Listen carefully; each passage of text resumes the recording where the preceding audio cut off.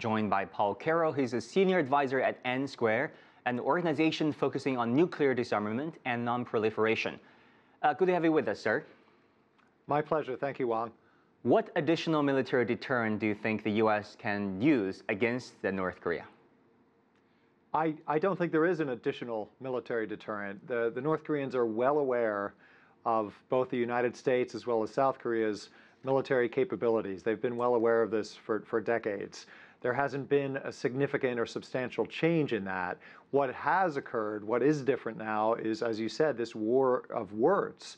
The United States President, Donald Trump, is, I feel, exacerbating the situation. He is doubling down on the rhetoric in a way that is not helpful to finding an off-ramp, to finding a non-military solution. So what you really have is akin to sort of the two big guys on the block staring each other down. And as you said, Seoul, South Korea, Japan is caught in the middle.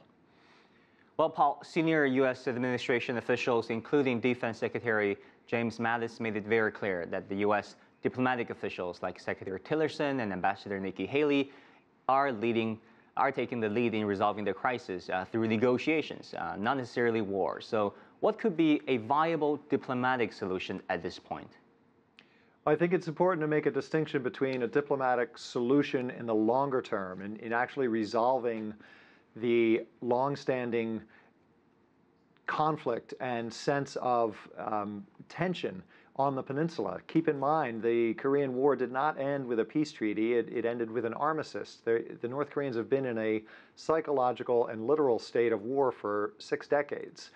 With respect to the current situation, really the next 48 hours are going to be critical. Tomorrow, Korea time, is the anniversary of what they celebrate as the liberation from Japan. It's no accident that they have been discussing missile tests that overfly Japan and head toward Guam.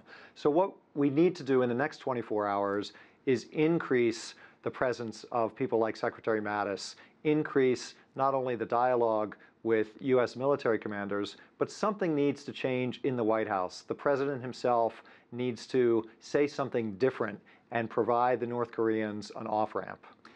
Well, Henry Kissinger, the former U.S. Secretary of State, just wrote an article in Wall Street Journal saying that the U.S. needs help from China, but not in the way it is seeking help right now. Basically, Kissinger argues right now President Trump sees China as basically a subcontractor, not pretty much regarding China's own national security interests. You know, the border crisis, economic burdens, refugees. What do you think, how can U.S. and China work together to solve this crisis? This is a fundamental question. The basic challenge with respect to Washington and Beijing is that we see our security priority differently than the Chinese do. The United States security priority on the peninsula is stopping and ultimately rolling back North Korea's nuclear and missile program. For the Chinese, their chief concern is the implosion or the collapse of the North Korean regime, resulting in millions of refugees coming over their border. Until our two governments can agree that we have different, albeit connected, security concerns and agree to work on them in a way where there's a mutual outcome, we're going to have an impasse. And so that's what needs to happen. I think Henry Kissinger is right. He knows China. He visited there in the Nixon administration. I think President Trump needs to take a page out of that book. Paul, thank you so much for your insight. My pleasure.